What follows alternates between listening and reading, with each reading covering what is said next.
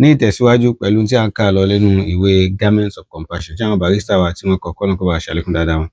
ẹ̀rí pa ṣàlàyé fún wa ní ọ̀sẹ̀ tó kọjá wípé ní tí barista sọ wípé ọ̀nà táwọn fẹ́ jẹ́ ká gbé ìwé ìgbà ni pé ká má fi gbogbo àwọn ọ̀rọ̀ ìtẹ̀síwájú ká má fi sílẹ̀ rárá, ká discuss ẹ̀ ká bá fi lè mọ kí ni nítorí rẹ̀ kọ̀wé yìí àti pé àwọn wo ni wọ́n dá sí ọ̀rọ̀ ìwé yìí tí wọ́n gbé yẹ̀wò. Lọ́sẹ̀ tó kọjá lọ òun ni a gbé ọ̀rọ̀ ọ̀kan nínú àwọn àfáà tó gbajúmọ̀ lágbàáyé tó kọ wọ́n jẹ́ Sheikh Wael Ibrahim la gbé ọ̀rọ̀ wọn yẹ̀wò nípa pé àti Australia náà kan náà ti wá. àti Australia ni ọmọ Egypt ni wọ́n.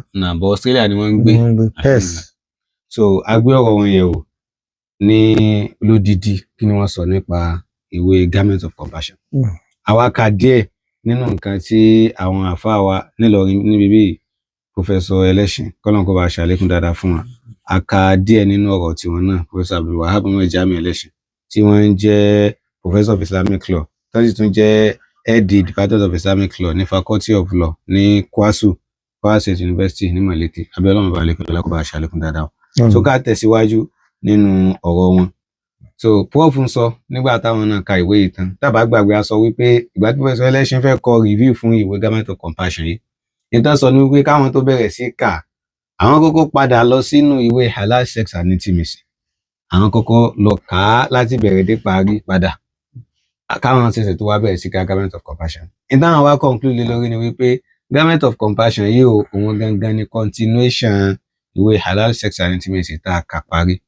So prof wa tẹ̀síwájú nínú ọ̀rọ̀ wọn. Wọ́n sọ wípé ó ṣe pàtàkì kí àwa tá a jẹ́ mùsùlùmí lọ́kùnrin àti lóbìnrin tá a fẹ́ lọ́kọ àbí tá a fẹ́ níyàwó ká mọ̀ wípé a lọ kọ́ nípa ọ̀rọ̀ ìbálòpọ̀ dáadáa, torí wípé ó wà lára àwọn ìdí tá a fi torí rẹ̀ fẹ́ lọ́kọ tá a sì fi torí rẹ̀ fẹ́ níyàwó.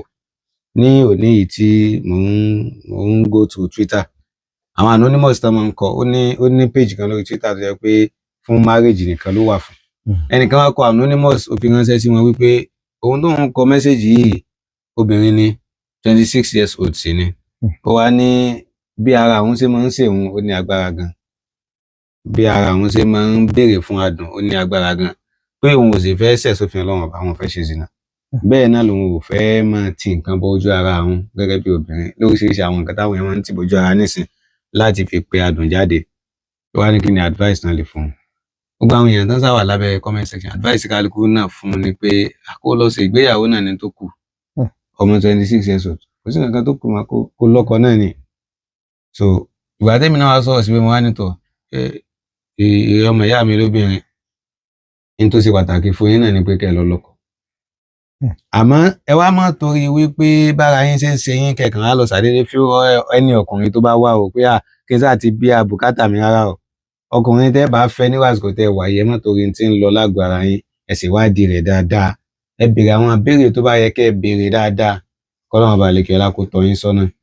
Mo wá fi líǹkì lecture tí ẹ ṣe pẹ̀lú àwọn ọmọ ilé Ìlọrin tẹ̀sán nípa complexities of marriage.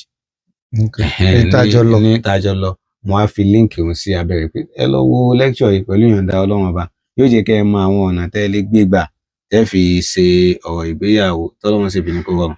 So bí tá a lọ ní pé prof ń sọ nínú review wọn wípé lára tí èèyàn gbọ́dọ̀ mọ̀ tí èèyàn bá ti ń wọlé ọkọ lọ àbò fẹ́ fẹ́ yàwó òun náà ni pé ọ̀rọ̀ ìbálòpọ̀ yìí ní tó ṣe pàtàkì ni o. Torí rẹ̀ náà ló fi jọ pé Ànábì sallallahu alaihi wasallam ń bá àwọn ọ̀dọ́ tán jẹ́ àwọn sàábé nígbà náà sọ̀rọ̀ wípé man istata'a minkumul ba'ata falyatazawwaj fa innahu aghaddu lilbasar wa ahsanu lilfarj. Ànábì ní tó wá ní kápá ní yẹn tó lè bọ́ obìnrin tó sì ní kápá àti ṣe ìbálòpọ̀ kó lọ fẹ́ yàwó. Torí fífẹ́ yàwó ni ó ràn án lọ́wọ́ láti rẹ ojú rẹ̀ lẹ̀ kò ní máa wo hàn. Fífẹ́ yàwó náà ni ó sì ràn án lọ́wọ́ láti lè ṣọ́ abẹ́ rẹ̀. Abẹ́ tọ́lọ́run bá lè kẹ́lá ní kò sọ. So ó lè lò lọ́nà tọ́lọ́run bá lè kẹ́lá fẹ́ jẹ́ kó lò fún. Torí gbogbo àwa tá ń lo abẹ́ wa lọ́nà tí ò tọ́, abẹ́ wa ó jẹ́rìí takò wá lọ́jọ́ gbèdé alkiyama. Lára ń tàbí ṣe khutba lónìí nù. Khutba jímọ̀ wa lónìí ní Masjid Yahya àwọ àwọn áyà mẹ́ta kan tí ń bẹ nínú Suratu Fussilat láti ṣe wá sí fúnra wa. Áyà tọ́lọ́run bá lékè láti sọ wípé wa yawma yuhsharu a'da'ullahi ila an-nari fahum yuz'arun hatta idha ma ja'uha shahida alayhim sam'uhum wa absaruhum wa juluduhum bima kanu ya'malun. Ọlọ́run tó bá rí jẹ́ wípé alkiyama gba àwọn ọ̀tá Ọlọ́run pátápátá ni wọ́n tò wọ́n wọ́n line up fún wọn báyìí pé ká máa wọnú náà lọ ọlọ́run wa ní lọ́jọ́ wíde alkiyama ni shahida alayhim sam'uhum etí wọn àtọ́jú wọn àti àwọn oríkèéríkèé ara wọn ni ó máa jẹ́rìí takò wọn nípa nǹkan tó ṣe nígbà táwọn àánú ayé so ọlọ́run ọba náà gbogbo àná lámọ̀ suratu Yasin amánká ọlọ́run ní al-yawma nakhtimu ala afwahihim wa tukallimuna aydihim wa tashhadu arjuluhum bima kanu yaksibun ọlọ́run tó jẹ́ wíde alkiyama wọn ọlọ́run ọba àwọn ó di ẹnu wa pa ànílé sọ̀kà ọwọ́ wa ẹsẹ̀ wa àtàwọn oríkèéríkèé ara wa ni ó máa jẹ́rìí pé ó ṣe báyìí ní nǹkan dáadáa ó ṣe báyìí ní nǹkan àìdáa so bẹ́ẹ̀ náà lábẹ́ wa tọ́nà ọba àlekè ọlá fún wa tá a bá lò lọ́nà ẹ̀tọ́ yóò jẹ́rìí dáadáa fún wa níwájú ọlọ́run àjọ ìdàlù kìyàmá tá a bá lò lọ́nà tí ò tọ́ tá a túbá tá a fi lọ bọ́lọ́run bẹ́ẹ̀ yóò jẹ́rìí takò wá níwájú ọlọ́run ọba so fọ́ọ̀fù ní tó fi ṣe pàtàkì nínú ni kẹ́ni tí ó lọ́kọ tí ó níyàwó kó mọ̀ nípa ọ̀rọ̀ ìbálòpọ̀ kó sì mọ̀ pé lára nǹkan tó ń torí ẹ̀ lọ nínú ìgbéyàwó nù lórí social media níjẹta ọ̀rọ̀ kan ń jà rìnrìn káàkiri ẹnìkan tó ṣẹ̀ṣẹ̀ lọ́kọ ó sẹ́ndì anonymous message sí àwọn tí mo ń sọ yìí náà ó ní wípé ó ti sóhun o ó ní pé ọkọ òun ìgbà tí ìyàwó ní sọ̀rọ̀ òun ó ní pé ọkọ òun nígbà tó wọn bá jí póun fẹ́ ṣe tàájùdì lóru ìgbà àwọn lọkọ òun sọ pé ó yá ó ní kò yẹ kóun rí náfìlà yẹn mọ́ àwọn kan bọ́ sára kọ́mẹ́tì nígbà kó súnmọ́ náà náfìlà náfìlà yẹn náfìlà ọ̀rọ̀ yẹn wọ́n fi lélẹ́yìn náfìlà alẹ̀ yẹn náfìlà. n tó lọ sí lọ́dọ̀ rẹ̀ gangan òun náà lélẹ́yìn ni ó ti yan náfìlà bọ̀ láti ilé àwọn bàbá rẹ̀ àtàwọn ọmọ rẹ̀ so ti yé ẹ bá tiẹ̀ parí ganan kò ní kọ́ mọ́ yẹn náfìlà so èmi wá sọ fún wípé ètò èmi sọ̀rọ̀ mú ní ẹni tó sọ wípé gbogbo ìgbà tí ó bá ti fẹ́ ṣe tàájùdì ní máa náwó sí ọ pé ajé àwòyá o kí ni ìwọ ń ṣe nígbà tó o ṣe tàájùdì táìmù ìgbà tó o ti ṣe tàájùdì ṣé tó bá sọ fún pé ó yá ṣé sọ pé kò yá ni tó bá mọ̀ pé ò fẹ́ jẹ́ kó máa dé tàájùdì rẹ lọ́wọ́ ìwọ náà máa ṣẹ́wọ́ sí lásìkò ìgbà tó o tí ì ṣe tán tó ṣe tàájùdì náà tó bá ti ṣẹ́wọ́ sí lásìkò ìgbà wọn ó súnmọ́ kó jẹ́ pé ìgbà tó bá sọ pé ó fẹ́ ṣe tàájùdì òun náà ní sọ pé òun fẹ́ dààmú rẹ láti ṣe ẹjọ́ ṣe gan ni ẹjọ́ sí papọ̀ náà ni so lára àwọn ẹ̀kọ́ tí èèyàn tún gbọdọ̀ kọ́ náà lélẹ́yìn ni so obìnrin míì jíjí lóru láti máa wẹ̀ ni ó nira fún àmọ́ ìwọ tó máa pé jíjí lóru láti máa wẹ̀ nira fún ọ tọkọ rẹ bá pè ọ láàárọ̀ ó dáhùn tó bá pè ọ lọ́sàn-án ó dáhùn sódà kò ní lè dààmú rẹ lóru mọ́ àbálẹ́kẹ́ tó sùn àmọ́ nígbà tó bá pè ọ láàárọ̀ tó níyà rárá ẹ jẹ́ kó ṣe díẹ̀ sí ó pè ọ lọ́sàn-án ó ní ẹ jẹ́ kó ṣe díẹ̀ sí ó pè ọ lálẹ́kẹ́ tó sùn ní ẹ jẹ́ kó ṣe díẹ̀ sí àwọn èrè òru wá dé ó dá lóhùn náà ni kò sí tó fẹ́ ṣe sí kò sí tó fẹ́ ṣe sí kọ́lọ́n kó ṣàánú wa. Jazakumullah khair.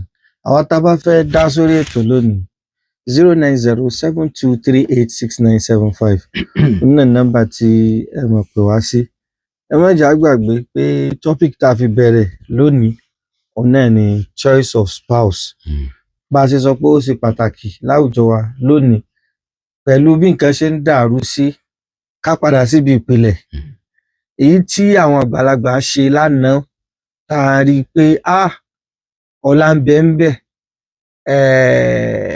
confidence ó sì tún wà ń bẹ èyí tí wọ́n kàn ṣe tí a rí pé tako títọ́ Ọlọ́run àti tànábì sallallahu alaihi wasallam òun nìkan làwọn ò ní ṣe gẹ́gẹ́ bí ìyàwó sàrà àbí kínní but àwọn kan wà tí wọ́n ṣe tọ́ ẹ pé wọ́n wo ọkùnrin dáadáa wọ́n sì wo obìnrin dáadáa on that ground ni wọ́n fi sọ pé ẹ fẹ́ra yín tẹ́ bá fẹ́ra yín kódà ẹ gbádùn ara yín àwọn èèyàn sì gbádùn ara ọ̀pọ̀lọpọ̀ wa tá a jókòó yìí náà ọ̀nà tí wọ́n fi bí ọ̀pọ̀lọpọ̀ wa nù kì í ṣe pé bóyá àwọn òbí wa wọn á jáde síta nígbà tí kò sí sì náà bí bó ṣe wà nísìnyí bó ṣe wà nísìnyí tó di pé ọkùnrin tí ò mọbìnrin rí yóò máa lọ bóbìnrin sọ̀rọ̀ fúnra rẹ̀ so ká fẹ́ ká sọ̀rọ̀ lórí eléyìí ká sì sọ̀rọ̀ lórí àwọn pọ́ìntì tí àfàwà Abdulsalam àwọn náà tún mention ní òní 09072386975 ó dà pé nínú àwọn report tẹ mú wá látòrí social media nọ́mbà mi 08134644877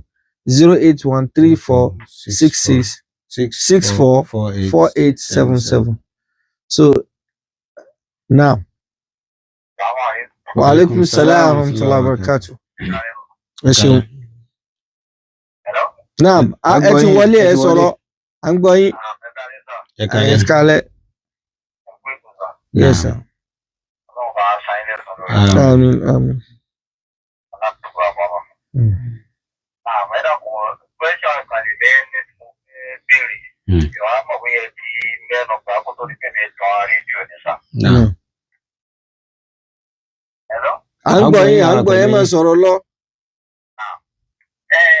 Ìgbéyàwó tí ọkọ àti ìyàwó wọn ní Mr. Sunday. Àwọn ní láti àwọn ìyàwó kásáàkì ìyàwó gbogbo ọkọ. Ẹ̀rọ kò ṣe ó bá ṣẹ̀rí àmúfẹ́ àti báwo. Orí wọn àbí ọkọ lábẹ́rẹ́ ìgbé kíni tó ṣẹlẹ̀ ìdààmú. Jazakumullahu khairan, Ọlọ́run bá ṣe dáadáa fún yín. Tí ọkọ àti ìyàwó tí wọ́n bá ní gbólóhùn àsọ láàrin ara wọn tí wọ́n gbọ́ra wọn yé, ọ̀nà tó dáa téèyàn lè gbà tọ́ òun náà ní gẹ́gẹ́ bọ́lọ́run bá lékè ọlá ṣe pa wá láṣẹ.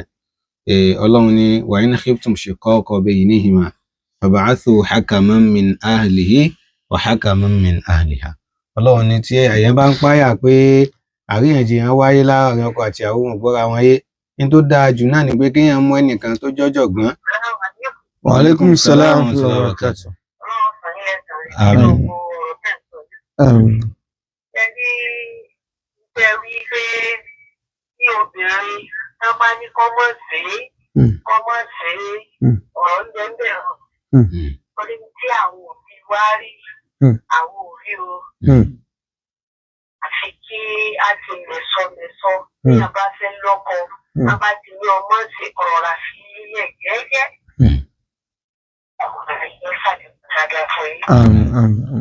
So Ọlọ́run bá ṣe dára fún àwọn ọmọ wa. So ní tí ṣẹ̀rí àfilélẹ̀ náà ni pé kéèyàn gbé àwọn èèyàn dìde láwọn tó jọyàn àwọn láti ṣe settlement látọ̀dọ̀ ọkọ àti láti ọ̀dọ̀ ìyàwó láti ṣe settlement. Kò bójúmu kó jẹ́ pé àwọn mọ̀lẹ́bí ìyàwó tí bá ṣe pé bóyá ọkọ ń sin tó tayọ aláwọ́yá bí ẹni tí ń na ìyàwó rẹ̀ ní nàkúnà. Àbí wọ́n tiẹ̀ ti jòkó settlement fún àìmọye ìgbà. So di náà sì rí pé ìpalára ní láwọn ọmọ yìí ní ọmọ àpọmọ fún wọn. Àmọ́ kò bójú. Wa alaikum salaam wa rahmatullah.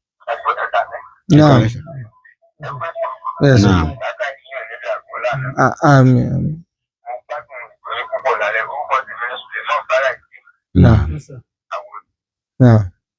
Ẹni ọ̀rọ̀ fẹ́yàwó lásìkò àwa yìí.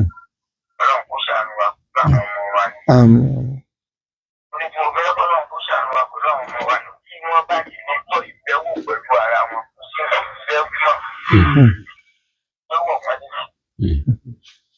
Ìgbà tí wọ́n bá débẹ̀, lọ́wọ́ wá rí pé tí wọ́n sọ fáwọn yìí rí ásìkì ni, wọ́n tẹ̀tẹ̀ wá fẹ́ padà wá. Ẹ̀pọ̀ wa ní bóró mọ́.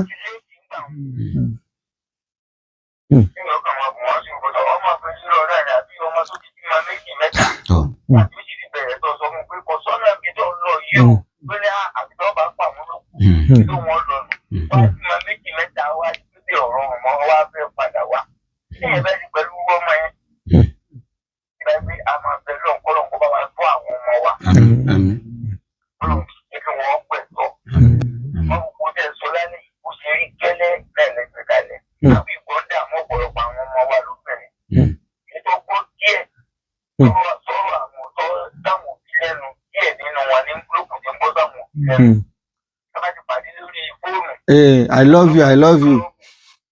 Wọ́n fi tàn wọ́n lọ, wọ́n fi ṣàwámà tán ẹlòmíì. Ọlọ́ba àṣẹra fún bàbá wàláhì òdodo. Àwọn náà lọ́wọ́ tí wọ́n sọ ni, òdodo lọ́wọ́ tán sọ kó jẹ́ kárí wọn pẹ̀lú orí dáadáa. Èso bá a ṣe sọ òun náà ni kí mọ̀lẹ́bí ká má lọ fi tipátipá mú ọmọ wọn kúrò lábẹ́ ọkọ rẹ̀. Kán attempt settlement láti settle rẹ̀ náà. Kán pe ọkọ. Kán pe àwọn tọkọ náà lè gbọ́rọ̀ sí lẹ́nu láti yanjú ọ̀rọ̀. Kọ́lọ́run kó ṣàlékún dára kó tún ìdílé gbogbo wa ṣe. Bí iná ládùú sí lónìí pẹ̀lú gbọ́nà subhanakallahumma hamdik ashhadu an la ilaha illa anta astaghfiruka wa atubu ilayk.